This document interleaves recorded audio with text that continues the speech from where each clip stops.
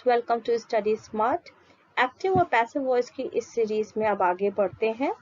इससे पहले मैं आपको ट्रांजिटिव और इंट्रांजिटिव के बारे में पढ़ा चुकी हूँ और एक टेंस भी ले चुकी हूँ और मैं हूँ मुक्ता चतुर्वेदी। अब आगे चलते हैं और इसमें कन्वर्जन सीखते हैं, जिसमें कि मैं आपको आगे के टेंसेस पढ़ाने जा रही हूँ और एक्टिव वॉइस से पैसिव वॉइस में कन्वर्ट करना सिखा रही हूँ। तो पहले कुछ पैसिव वॉइस के बारे में जान लेते हैं। जैसे कि passive voice sentence has one auxiliary verb such as is, are, am, been, being, be. अब आप ये बोलेंगे कि ऑक्सिलरी वर्ब क्या होता है। ऑक्सिलरी वर्ब होते हैं, जैसे हम सेंटेंस में लगाते हैं इज, आर, एम या फिर बीन लगाया या बीइंग लगाया। अभी आपको जब मैं आगे पढ़ाऊंगी तो आपको पता चलेगा कि कहाँ पे बीन लगाते हैं या कहाँ पे बीइंग लगाते हैं, यहाँ कहाँ पे बी भी लगाते हैं। तो ये सारी चीजें मैं आपको जैसे जैसे हम आगे बढ़ेंगे वैसे वैसे आपको पता चलती जाएगी। इस समय मैं आपको सिर्फ इतना बता रही हूँ कि ऑक्सिलरी वर्ब होते क्या है। ऑक्सिलरी वर्ब को हेल्पिंग वर्ब भी कहते हैं। Is, are, am, been, being, be. तो पैसिव वॉइस सेंटेंस में एक ऑक्सिलरी वर्ब होता है। उसके अलावा एक पास्ट पार्टिसिपल भी होता है, यानी कि वर्ब की थर्ड फॉर्म होती है, जैसे कि रिटन है, टेकन है, ड्रॉन है। ये सब वर्ब की थर्ड फॉर्म है।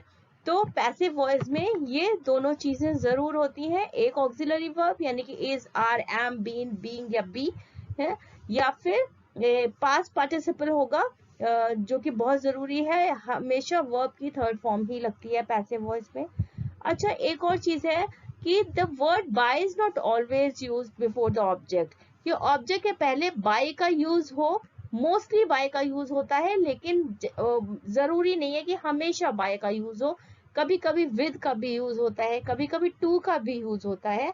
तो the word by is not always used before object. Sometimes words with या फिर to may be also used in passive voice. जैसे कि एक सेंटेंस देखते हैं, the water fills the tub. तो अब इसका हो जाएगा the tub is filled with water. तो यहाँ पे देखिए बाय का यूज नहीं हुआ, फिल्ड बाय वाटर नहीं हुआ, फिल्ड विद वाटर हुआ। ओके, तो आगे चलते हैं। तो आज जो हम टेंस ले रहे हैं वो है प्रेजेंट कंटिन्यूअस टेंस।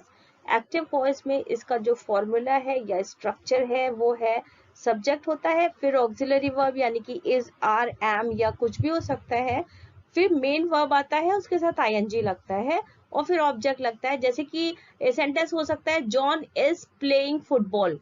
तो जॉन हो गया सब्जेक्ट, फिर इज हो गया ऑक्सिलरी वर्ब, फिर प्लेइंग हो गया वर्ब प्लस आईएनजी, जो कंटिन्यूअस के लिए आईएनजी लगता है, प्लेइंग हो गया और फुटबॉल हो गया ऑब्जेक्ट। ठीक है, अगर हम इसको पैसिव वॉइस में कन्वर्ट करेंगे तो हमेशा सबसे पहले जब भी आप एक्टिव से पैसिव में कन्वर्ट करें तो सबसे पहला काम आपको करना है सब्जेक्ट और ऑब्जेक्ट की प्लेस को इंटरचेंज कर देना है।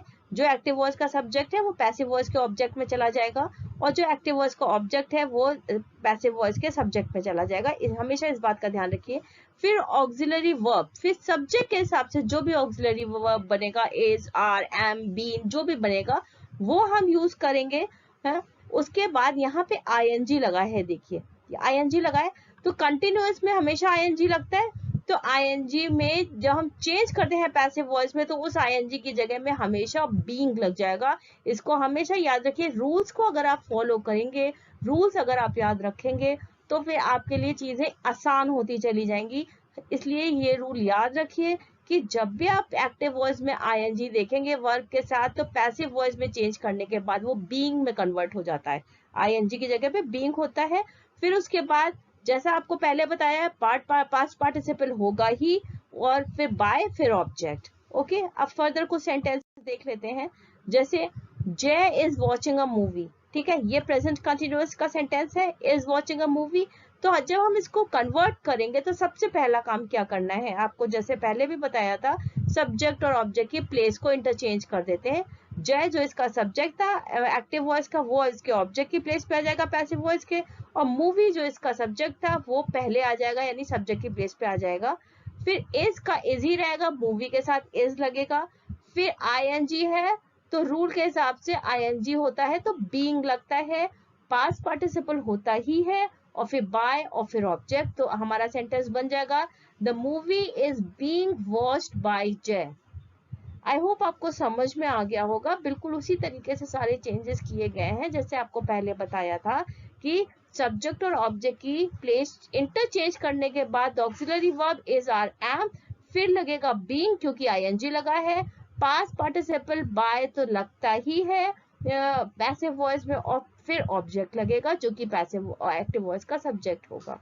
ओके, अब चलिए आप कुछ सेंटेंसेस देख लेते हैं, इसके एग्जांपल्स देखते हैं तो आपको और क्लियर हो जाएगा। जैसे कि सेंटेंस है पहला, Tim is writing a letter.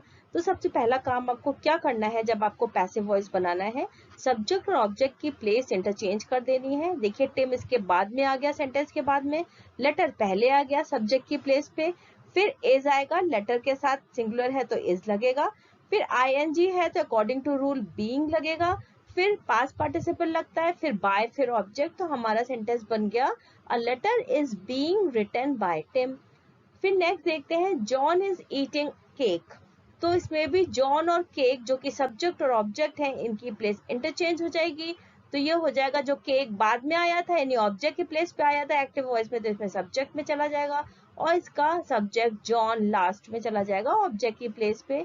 फिर केक के साथ भी इज ही आएगा, आईएनजी लगा है तो बीइंग आएगा, फिर पास्ट पार्टिसिपल, फिर बाय प्लस ऑब्जेक्ट। तो हमारा सेंटेंस बन गया था cake is being eaten by John. Next देखते हैं, my father is driving the car. इसमें भी देखिए सबसे पहले यही काम करिए कि सब्जेक्ट और ऑब्जेक्ट की प्लेस को इंटरचेंज करिए। जो कार सबसे बाद में था ऑब्जेक्ट की प्लेस पे, तो सबसे पहले सब्जेक्ट की प्लेस पे आ जाएगा। माय फादर जो सबसे पहले था सब्जेक्ट की प्लेस पे, तो वो ऑब्जेक्ट की प्लेस पे चला जाएगा, और कार भी सिंगुलर है तो उसके साथ भी इज लगेगा, और फिर आईएनजी है तो बीइंग लगेगा, फिर पास्ट पार्टिसिपल वर्ब का, फिर बाय, फिर ऑब्जेक्ट। तो हमारा सेंटेंस हो जाएगा the car is being driven by my father. I hope आपको सारे रूल समझ में आ गए होंगे और ये बहुत इजी भी था। अब आगे आने वाले टेंसेस में नेक्स्ट वीडियो में आपको सिखाऊंगी, तो इसलिए आप मेरे साथ बने रहिए। Thank you very much.